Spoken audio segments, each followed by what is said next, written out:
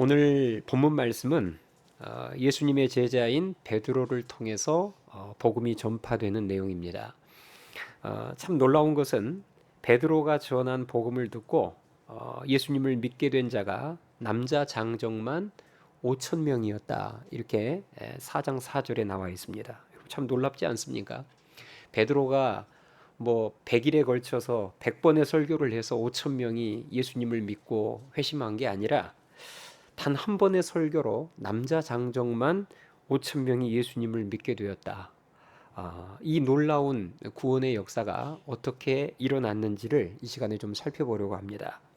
자, 이 놀라운 구원의 역사는 한 사람의 변화로부터 시작이 됐습니다. 바로 오늘 본문에 나오는 성전 미문에서 구걸하던 하반신 장애인의 놀라운 변화로부터 시작이 됐어요. 자, 어느 날 베드로와 요한이 제9시 기도 시간에 기도를 하기 위해서 성전으로 가다가 미문 앞에서 앉아서 구걸하고 있는 하반신 장애인을 만나게 되는데요. 그 장애인이 베드로와 요한을 이렇게 쳐다보면서 구걸을 했어요. 이 말은 돈을 요구했다는 거예요. 돈 줄 것을 기대했다는 것입니다. 그때 베드로가 그 장애인에게 이런 말을 합니다. 자, 오늘 본문 6절부터 한번 같이 읽어볼까요? 6절에서부터 8절까지 6절, 7절, 8절 우리 한 목소리로 같이 읽겠습니다. 시작. 베드로가 이르되 은과 금은 내게 없거니와 내게 있는 이것을 내게 주노니 나사렛 예수 그리스도의 이름으로 일어나 걸으라 하고 오른손을 잡아 일으키니 발과 발목이 곧 힘을 얻고 뛰어서서 걸으며 그들과 함께 성전으로 들어가면서 걷기도 하고 뛰기도 하며 하나님을 찬송하니. 아멘. 자, 방금 여러분 보신 것처럼 베드로는 돈을 기대했던 그 장애인에게 돈을 준 것이 아니라 예수님의 이름으로 그를 고쳐주었습니다. 일어서게 해주었어요. 그러자 그 장애인이 기뻐 뛰면서 곧장 집으로 갔던 게 아니라 어디로 가죠? 성전으로 함께 들어가면서 이 놀라운 변화지요. 일어서서 걷고 뛰는 것도 놀라운 변화인데 집으로 가지 않고 베드로와 요한과 함께 하나님 성전으로 들어갔다는 말은 이건 단순히 신체의 변화만 생긴 게 아니라 그것을 통하여서 신앙의 변화도 생긴 것입니다. 그래서 성전으로 함께 들어가면서 하나님을 찬송하게 됩니다.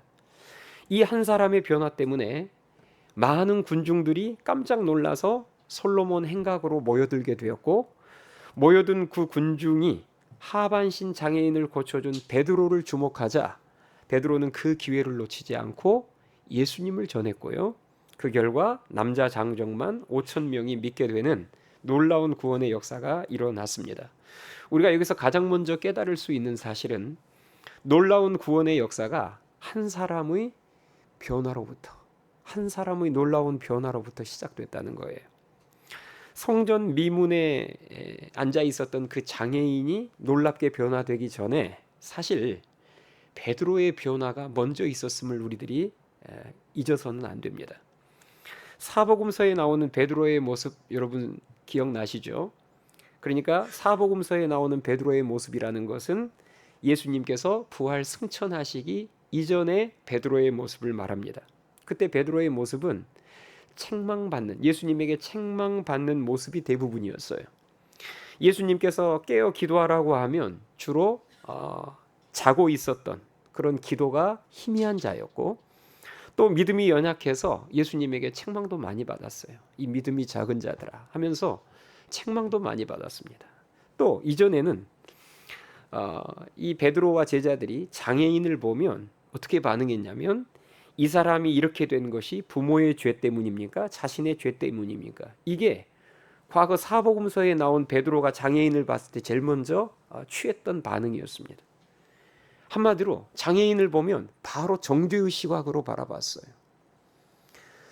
급기야 또 우리가 잘 아는 것처럼 예수님을 몇 번이나 부인했죠? 3번이나 부인했던 자였습니다. 그랬던 베드로가 예수님의 부활과 승천을 목격하고 오순절 성령 강림을 통해서 성령의 능력을 받게 되면서 놀랍게 변합니다. 오늘 본문에 나오는 것처럼 이제는 기도 시간을 정해놓고 오늘 본문 보면은 배경이 제9시 기도 시간에 이렇게 나오잖아요. 드디어 이제 하루의 내 삶 속에 기도 시간을 정확하게 정해놓고 규칙적으로 기도하는 기도의 사람으로 바뀌었고요. 베드로가 또 장애인을 볼 때에도 이전처럼 정죄의 시각으로 바라보는 게 아니라 그를 불쌍히 여기며 어떻게 해서든 도와주려는 사랑의 사람으로 바뀌었고요. 예수님의 이름을 부인한 게 아니라 이제는 도리어 예수의 이름으로 장애인에게 일어설 것을 명령하는 큰 믿음의 사람으로 바뀌었고, 모든 사람이 자신을 주목할 때 오직 누구만을 높이면서 예수님만을 높이면서 예수님만을 전하는 겸손한 사람으로 바뀌었습니다. 이렇게 변화된 베드로 때문에 또 한 사람이 놀랍게 변화되는데, 그 사람이 제가 앞서 소개드린 바로 미문 앞에서 구걸하던 하반신 장애인이었어요. 선천적 하반신 장애인으로 태어나서 평생을 구걸하며 살던 그 거지가 어느 날 갑자기 걷고 뛰면서 하나님을 찬양하자 예루살렘에 살던 사람이 전부 깜짝 놀라게 된 거예요. 어느 정도로 놀랐느냐? 오늘 본문 9절 한번 보실래요? 9절에 보시면 모든 백성이 그 걷는 것과 하나님을 찬송함을 보고 그가 본래 성전 미문에 앉아 구걸하던 사람인 줄 알고 그에게 일어난 일로 인하여 그 다음 심히 놀랍게 여기며 놀라니라. 그냥 놀랐다는 표현이 아닙니다.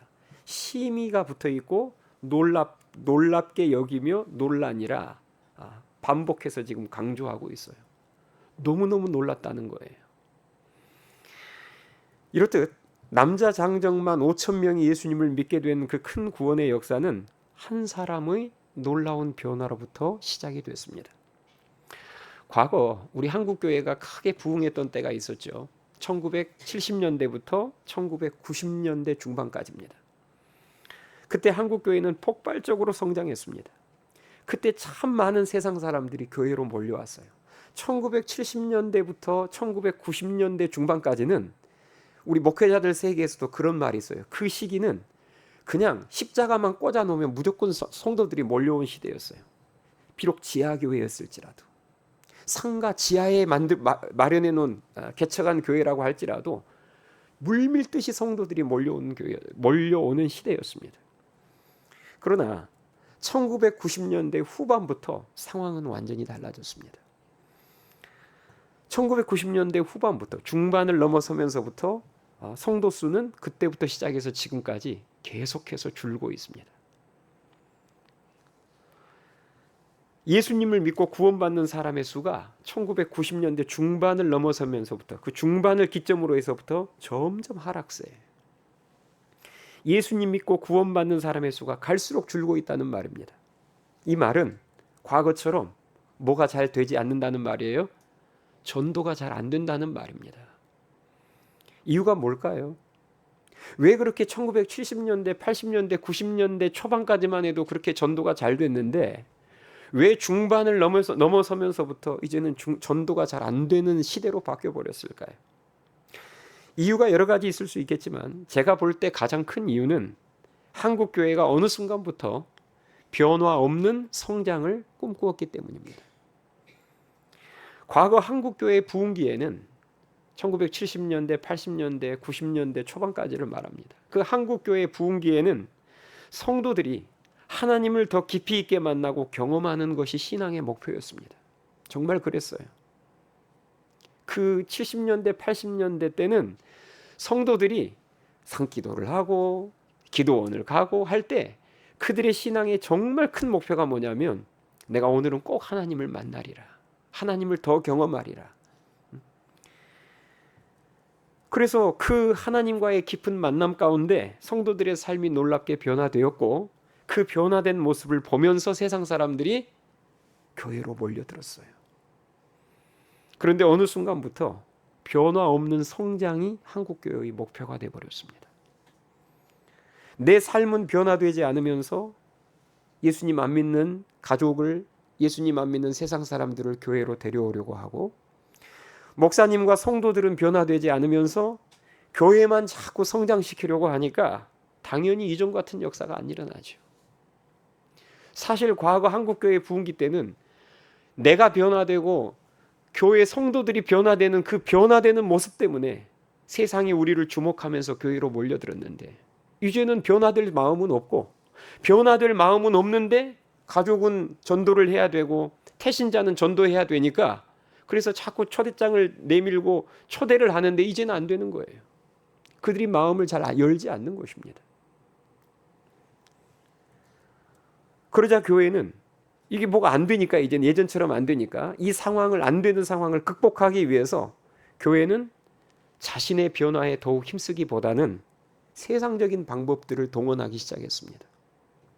예배당을 더 크고 멋있게 지어놓으면 사람들이 몰려올 것이다. 그래서 한때 한국교회 예배당 짓는 붐이 일어날 때가 있었어요.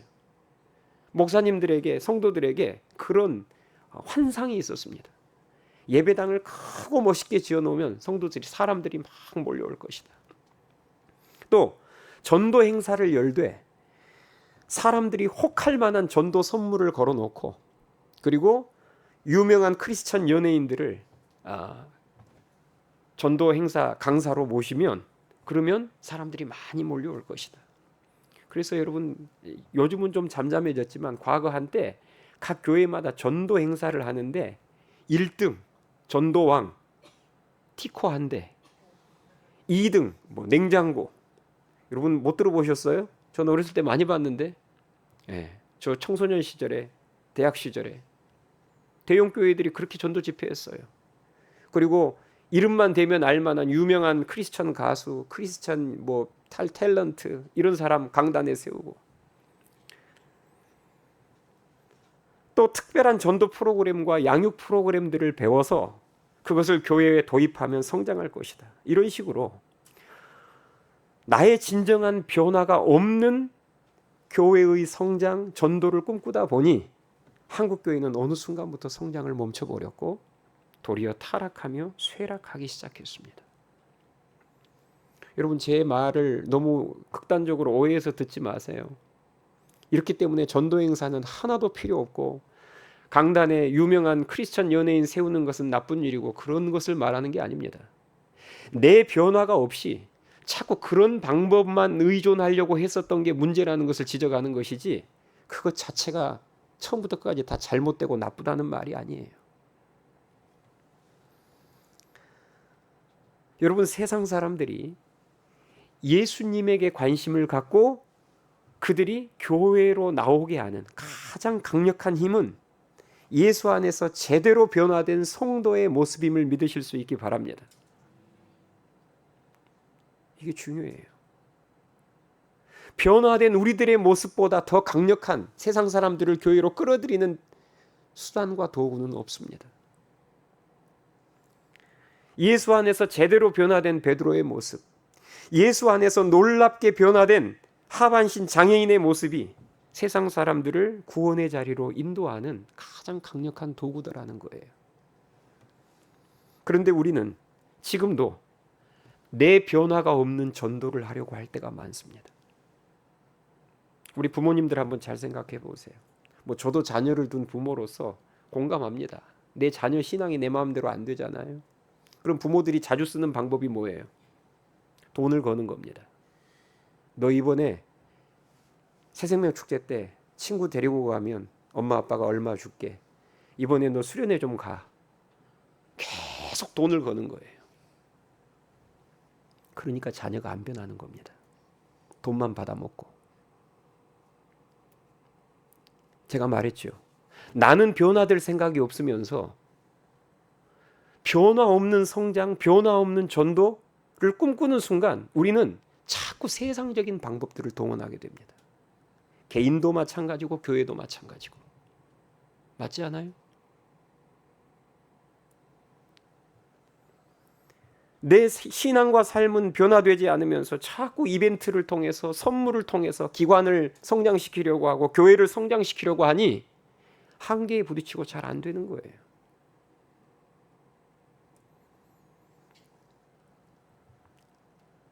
지금 우리 교회도요, 우리 하늘씨앗 교회도 개척 첫 해부터 새생명 축제를 했습니다. 개척 첫 해부터. 개척 첫 해부터 지금까지 새생명 축제를 쉬지 않고 계속했어요. 여러분 아시죠? 코로나 유행 때도 우리는 새생명 축제 영상으로라도 하면서 쉬지 않고 계속했어요. 새생명 축제를 하면 꽤 많은 새가족들이 교회를 방문합니다. 그런데 그 방문자 중에서 예수님을 믿고 우리 교회에 뿌리를 내리고 정착한 성도들은 그리 많지 않습니다. 그 초대되어서 오신 그 수에 대비하면 사실 뿌리를 내리고 정착한 수는 소수예요. 제가 그동안 부교역자 시절부터 지금까지 해마다 새생명 축제를 반복하면서 제가 느끼는 것 중에 하나는 뭐냐? 결국 태신자들이 새생명 축제의 자리에 나와서 복음을 듣고 영접 기도만 하고 돌아가 버린 게 아니라 믿음의 뿌리를 내리고 우리 교회에 잘 정착하기 위해서 정말 중요한 게 뭘까? 이것을 제가 부교육자 시절부터 지금까지 쭉 보면 전도자가 참 중요하구나. 이걸 제가 본 것을 부인할 수가 없습니다. 전도자가 참 중요하구나. 정말 예수 안에서 아름답게 변화된 전도자가 인도한 태신자들이요, 확실히 정착률이 높습니다. 이것은 제가 부교역자 시절부터 지금 하늘씨앗교회 15년 역사를 다 통틀어서 제가 낸 통계로 말씀을 드리는 거예요.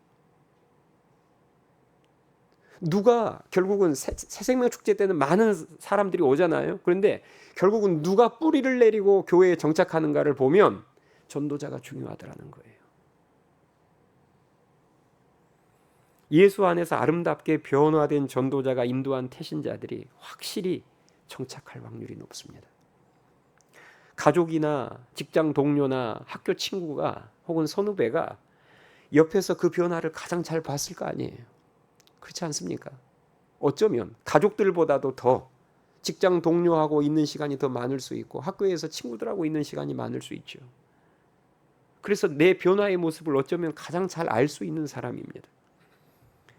그래서 이렇게 봤는데 이 사람이 과거에 교회에 안 나갔거나 교회를 열심히 안 다녔을 때는 성질이 불같았던 사람인데, 그런데 어느 날부터 교회를 열심히 다니더니 갑자기 사람이 온유한 사람으로 바뀌는 거예요.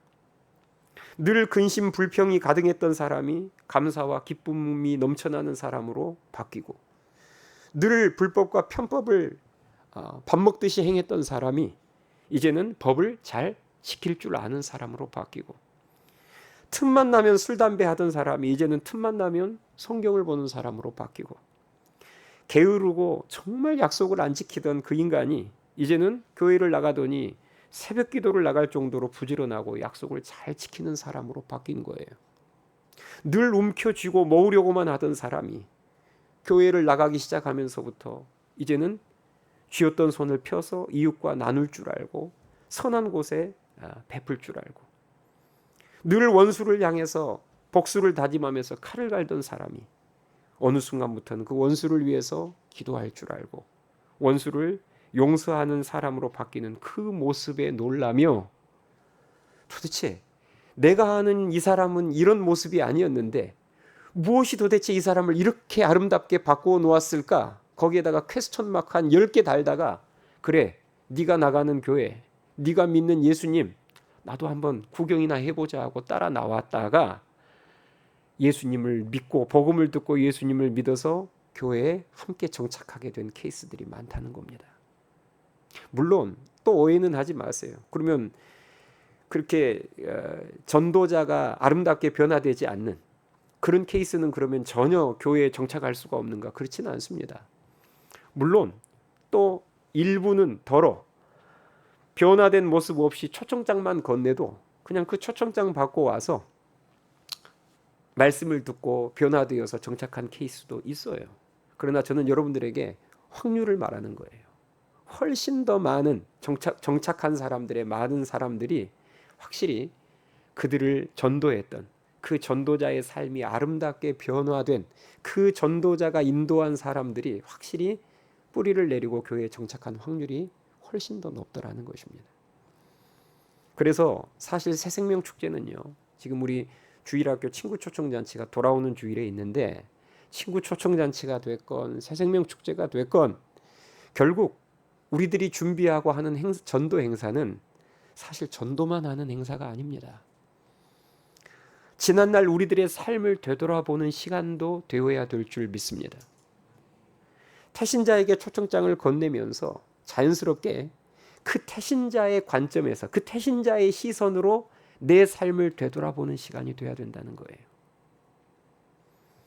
만일 내가 주 안에서 변화된 삶을 살지 못했다면 초청장을 건네기가 아마 망설여질 거예요. 그런데 만약에 내가 주 안에서 참 내가 내 모습을 봐도 놀랍게 변화되는 삶을 살고 있다면 감사와 기쁨 가운데 자신 있게 초청장을 건넬 겁니다. 그래서 우리가 과거에 지금은 새생명 축제 이런 사랑 나눔 축제 이런 행사명을 많이 쓰지만 과거에는 대각성 전도 집회라는 행사명을 꽤 썼어요. 지금은 대부분 새생명 축제 친구 초청 잔치잖아요. 근데 과거에는 왜 대각성 전도 집회라고 했을까요? 그냥 전도 집회가 아니라 대각성. 전도하는 우리부터 대각성해야 그래야 전도가 되기 때문입니다. 여러분, 성도의 진정한 능력은 실패와 어려움 없이 늘 승승장구하는 게 아닙니다. 믿음이 좋아도 얼마든지 고난을 만날 수 있고 믿음이 좋아도 실패할 수 있습니다. 또 믿음이 좋아도 아플 수 있어요. 그러면 믿음 좋은 사람은 뭐가 다르냐? 그 좋지 않아 보이는 결과와 상황에 대한 반응이 다릅니다. 예를 들어서 요즘 우리 집안 형편이 너무 안 좋다. 그러면 당연히 주위에 있는 사람들이 예상하겠죠. 야, 저 사람 가정 형편이 요즘 굉장히 안 좋아서 저 사람 건들지 마. 요즘 굉장히 저 사람 스트레스도 많이 받고 있고 근심 걱정 가득할 거야. 그렇게 생각하고 만났는데 예상과 다르게 만나보니 이 사람이 감사가 있고 기쁨이 넘치는 거예요. 세상 사람들은 그 모습 속에서 신선한 충격을 받는 것입니다. 당연히 집안에 저런 안 좋은 일이 있으면 저 사람의 상태와 기분은 이 정도일 것인데 그런데 전혀 예상 밖에 우리가 감사하고 여전히 기뻐하고 있으면 그 모습에 놀라는 거예요. 신선한 충격을 받는 거죠. 또 이 사람 이 정도 실패하면 이제 삶을 포기할 텐데 이렇게 예측을 했는데 뒤돌아서면 또 오뚜기처럼 다시 일어서서 또 다시 도전하고 있고 이번에 실패하면 더 이상 못 일어설 거야 했는데 실패했는데 또 다시 주님 의지해서 싱싱한 모습으로 또 도전하고 있고 그 모습에 놀라는 거예요. 실패 없이 승승장구하는 모습에 놀라는 게 아니라 저 사람 직장 상사에게 저 정도 짓밟히고 당했으면 틀림없이 복수할 거야. 시원하게 복수하고 사표 쓸 거야. 이렇게 예상했는데 도리어 그 원수 같은 상사를 위해서 기도해주고 그 원수 같은 상사가 도움이 필요할 때 안 도와줘도 되는데 기꺼이 도와주고 이 사람 이 정도 성공했으면 교만해질 거야. 그런 거 있잖아요. 이 사람 이 정도 성공했으면 이 사람 틀림없이 이제 교만해질 거야 했는데 도리어 더 겸손히 하나님 의지하면서 주위 사람들 어려운 사람들을 잘 섬기고 있고 이게 바로 세상을 놀라게 하는 성도의 진짜 능력임을 믿으실 수 있기 바랍니다. 세상 사람들은 우리의 이런 모습 속에서 신선한 충격을 받으며 하나님의 영광과 능력을 보는 거예요. 여러분이 명문대 입학하고 수석으로 졸업하고 인류 대기업 입사하고 초고속 승진하고 대박을 터뜨려서 돈 많이 버는 모습 속에서 하나님의 능력과 영광을 보지 않습니다. 바라기는 예수님을 더 깊이 알아가고 그 예수님 말씀대로 사는 순종을 통해서 진정한 변화를 경험해서 그 변화된 모습을 통해서 많은 사람들을 주님 앞으로 인도하는 구원의 자리로 인도하는 저와 여러분이 될 수 있기를 주님의 이름으로 축원합니다. 다시 본문 말씀으로 돌아가서요. 자, 지금 이제 엄청난 군중들이 크게 그 하반신 장애인의 변화된 모습 때문에 크게 놀라서 어디로 모여들었다고 했죠? 솔로몬의 행각으로 모여들었어요. 자, 이 사람들이 지금 솔로몬의 행각으로 구름대와 같이 군중들이 모인 이유는 두 가지입니다. 첫 번째는 하반신 장애인이 지금 일어서서 뛰는 모습이 너무 놀라워서 그렇죠? 네. 그래서 그 하반신 장애인이 이렇게 변화됐다는 소문이 퍼지니까 그 사람 보기 위해서 몰려들었고 두 번째 이유는 뭐예요? 또 몰려든 또 하나의 이유는 그 장애인을 고쳐준 누구를 보기 위해서? 베드로 보기 위해서. 도대체 이게 어찌된 상황인지 알고 싶기도 하고 또 이 사람을 이렇게 바꿔놓은, 고쳐놓은 베드로라는 사람은 도대체 누군가? 그래서 사람들이 구름대처럼 솔로몬 행각으로 모여들었어요. 그래서 모두가 다 베드로를 주목할 때 베드로는 그때를 놓치지 않고 뭘 전해요? 예수님을 전합니다. 모든 사람이 자기를 주목할 때 자기를 전하고 자기를 높이지 않고 예수님을 높이며 예수님을 전했어요. 너희들이 지금 눈으로 직접 목도한 이 놀라운 능력, 이 지금 날 때부터 장애인이었던 이 하반신 장애인을 일으켜 세운 이 능력은 나에게서 나온 능력이 아니라 예수님에게서 나온 능력임을 전했습니다. 그러면서 모여든 사람들에게 전했던 핵심 메시지가 뭐였느냐? 이 장애인을 고쳐주신 메시아, 즉 예수 그리스도를 너희가 죽였다는 거예요. 이게 지금 베드로가 전하는 메시지 중에서 핵심입니다. 너희들이 지금 똑똑히 두 눈으로 지켜본 이 장애인의 놀라운 치유의 역사는 내가 행한 것이 아니라 예수님께서 행했는데 그 예수는 바로 너희가 얼마 전에 십자가에 못 박혀 죽였던 주님이시고 하나님의 아들이시다는 것이죠. 바로 이 대목에서 세상은 두 번째로 놀랍니다. 자, 오늘 본문 14절에 그 내용이 나오는데요. 14절 한번 보세요. 14절에 보시면 너희가 거룩하고 의로운 일을 거부하고 도리어 살인한 사람을 놓아주기를 구하여 그 다음 생명의 주를 뭐했도다? 죽였도다. 여러분, 이 말씀이 얼마나 당시에 베드로의 설교를 듣고 있는 사람들에게 깜짝 놀랄 일일까요? 너희가 생명의 주를 죽였다는 거예요. 그러나 하나님이 죽은 자 가운데서 그를 살리셨으니 우리가 이 일의 증인이라, 이렇게 나옵니다. 자, 여러분, 세상에서 이보다 더 놀라운 사실이 있을까요? 설교를 듣는 유대인들 입장에서 한번 생각해 보세요. 내가 언제 사람을 죽여? 난 사람을 죽인 적이 없는데? 그런데 지금 베드로는 뭐라고 해요? 너희가 사람을 죽였다는 거예요. 이것만도 놀라운 일이잖아요. 내가 사람을 죽였다고? 근데 더 놀라운 것은 네가 죽인 사람이, 너희가 죽인 사람이 보통 사람이 아니라 생명의 주, 하나님의 아들 메시아를 죽였어. 그러니 여러분, 이 설교를 듣는 유대인들은 얼마나 깜짝 놀랐을까요?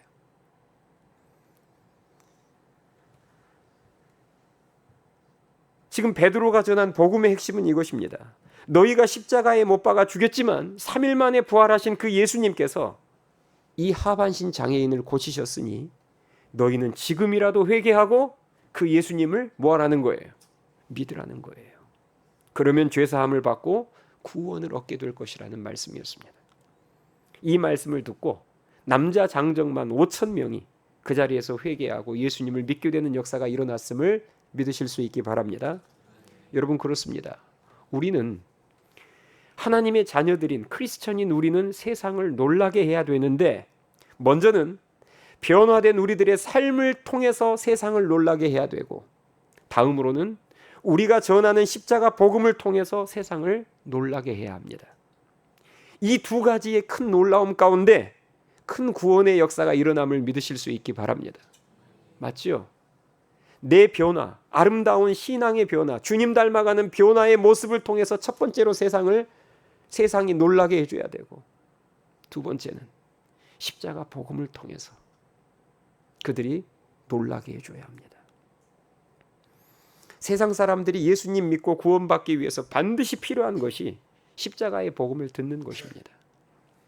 우리의 변화된 모습을 보고 놀라는 것만으로는 절대 구원을 얻을 수 없습니다. 맞죠? 우리의 변화된 모습을 보고 놀라는 것으로는 그들의 마음 문을 열 수는 있을지 모르지만, 그들을 교회로 인도할 수 있을지는 모르지만, 우리의 변화된 모습만으로는 절대 그들이 구원받을 수 없어요. 반드시 복음을 들어야 합니다. 그래서 오늘 본문 4장 4절 말씀도 보면요, 4장 4절 한번 보실래요? 뒤로 넘어가셔서 4장 4절 같이 한번 읽어볼까요? 4장 4절 시작. 말씀을 들은 사람 중에 믿는 자가 많으니 남자의 수가 약 5,000이나 되었더라. 아멘. 자, 방금 이 4장 4절에 보면 어떤 사람 중에 믿는 자가 많다고 기록되어 있죠? 말씀을 들은 사람 중에예요. 하반신 장애인이 일어서는 기적을 본 사람 중에 믿는 자가 많았다가 아니라 말씀을 들은 자라. 베드로가 전했던 그 복음을 들은 자 중에 믿는 자가 많았다고 기록하고 있습니다. 여러분 잊지 마십시오. 구원의 역사는 결국 한 사람을 변화시키고 구원받게 하는 것은 기적이 아니라 십자가의 복음, 말씀임을 믿으실 수 있기 바랍니다. 그래서 하나님께서는 로마서 10장 17절에서 그러므로 믿음은 들음에서 나며 들음은 그리스도의 말씀으로 말미암았느니라 라고 말씀하셨습니다. 그러므로 우리는 예수님을 모르는 주위 사람들이 생명의 말씀을 들을 수 있도록 전도해야 돼요. 그것 때문에 노방전도하는 것 아닙니까? 전도해서 그들이 복음을 들을 수 있게 해줘야죠. 그리고 그들을 혹은 태신자들을 교회로 인도해서 이 예배의 자리에서 계속해서 생명의 말씀을 듣게 해줘야 합니다. 저는 오늘 본문 말씀에 나오는 이 장면, 이 지금 솔로몬 행각에 모여서 베드로가 전하는 말씀을 듣는 이 장면이 저는 초대교회의 새생명 축제라고 생각됩니다. 자, 그러면 지금 의도치 않게 새생명 축제 자리가 돼버렸어요. 솔로몬 행각에 모여든 그 사람들에게 베드로가 말씀을 전할 때. 그러면 이때 하반신 장애인, 고침받은 하반신 장애인이 했던 역할이 무엇입니까? 자신의 변화된 삶을 통해서 주위 사람들을 놀라게 하면서 결국 집회 장소로 몰려들게 했던 거죠. 그렇죠? 하반신 장애인이 했던 행동이, 즉 역할이, 이게 저는 우리가 해야 될 일인 줄 믿습니다. 내 변화된 모습을 통해서 내 주위의 사람들이 교회에 관심을 갖도록, 내가 믿는 예수님에게 관심을 갖도록 해서 그들이 솔로몬 행각으로 모이도록, 다시 말해서 예배당으로 모이도록 이젠 내가 그 역할을 해야죠. 여러분, 이 사실을 아는 성도가, 이 사명을 아는 성도가 태신자의 구원을 위해서 기도할 때 하나님, 그 영혼의 마음 문이 열리게 해주시고 그가 예수님을 믿게 해주십시오라고만 기도하는 것이 아니라 당연히 태신자들의 구원을 위해서 기도할 때 무엇까지 같이 기도할까요? 내 변화까지 같이 놓고 기도합니다. 근데 우리들의 최고의 실수 중에 하나가 뭐냐? 나는 변화될 마음이 없어요. 내 변화를 위해서는 구하지도 않아요. 그러면서 태신자만 자꾸 교회에 나오게 해달라. 태신자 전도하게 해달라.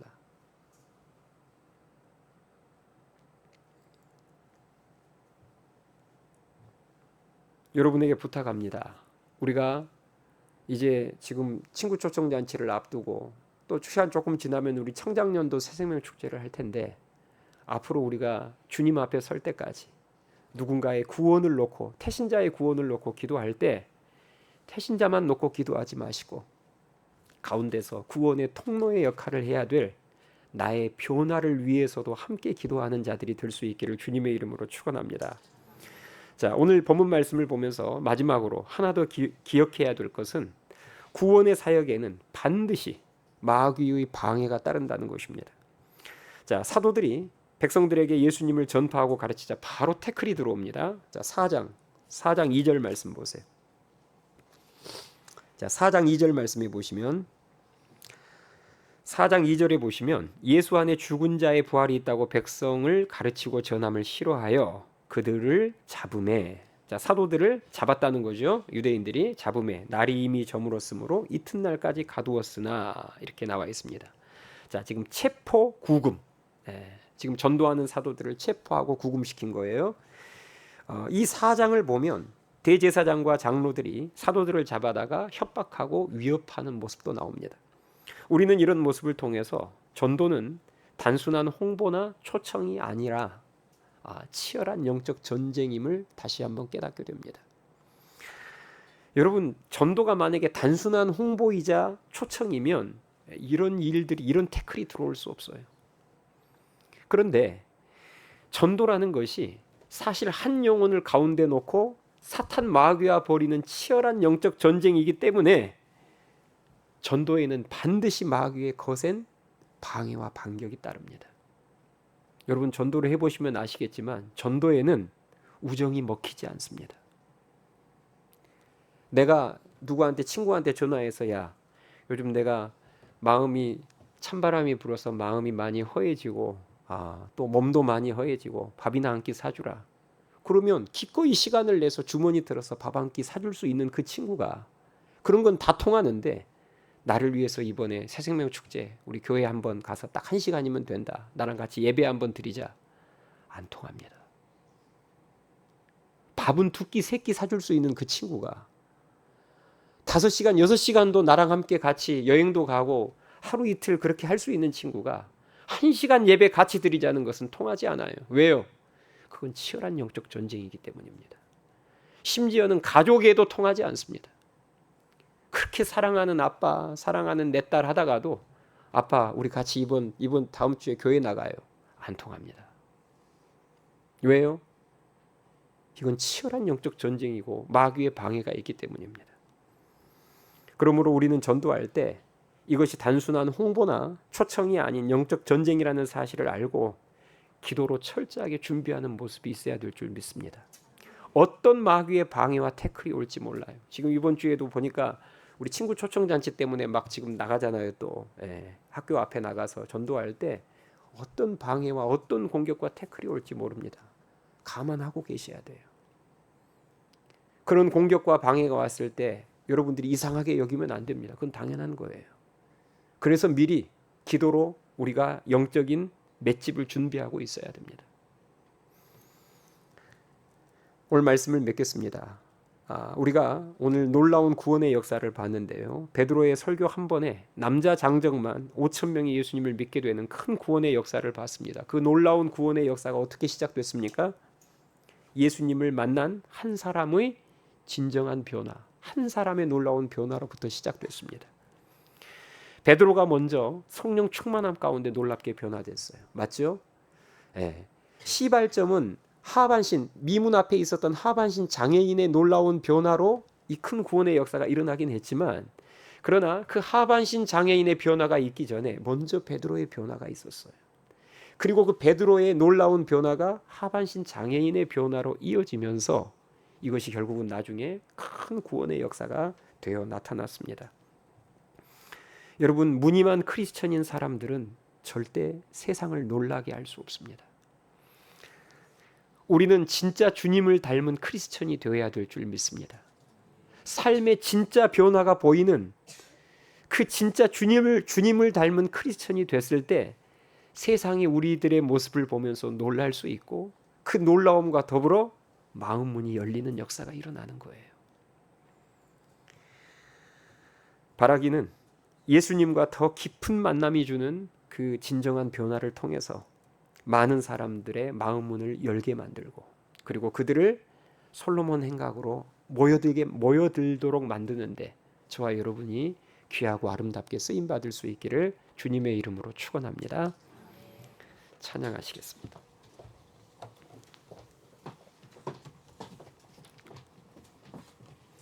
우리 오늘 주신 말씀을 생각하면서 하나님,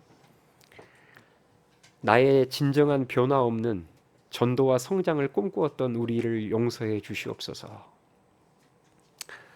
하나님, 저희들이 복음을 전하고 많은 사람들을 주님 품 안으로 인도하는 그 사역이 아름답게 쓰임받기 위해서는 내가 먼저 보다 더 아름답게 변화되어야 될 줄 믿습니다. 예수님을 더 닮는 삶을 살 수 있도록 저를 인도해 주십시오 하는 마음으로 찬양합시다.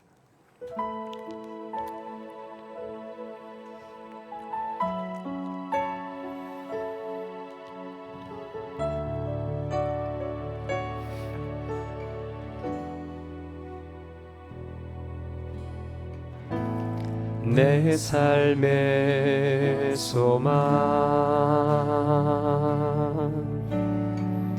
내가 바라는 한 분, 예수 닮기를 내가 원하네. 한없는 사랑, 풍성한 긍휼,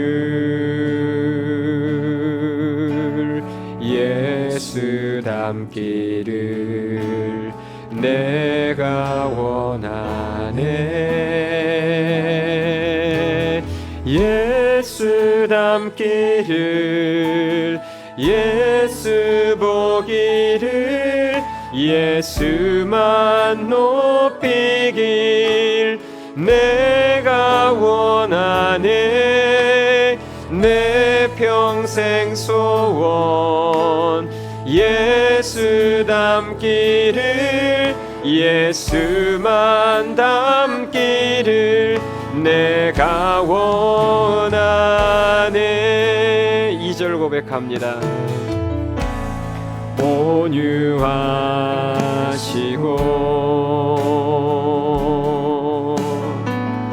겸손하신 성품 예수 닮기를 내가 원하네. 자비하시고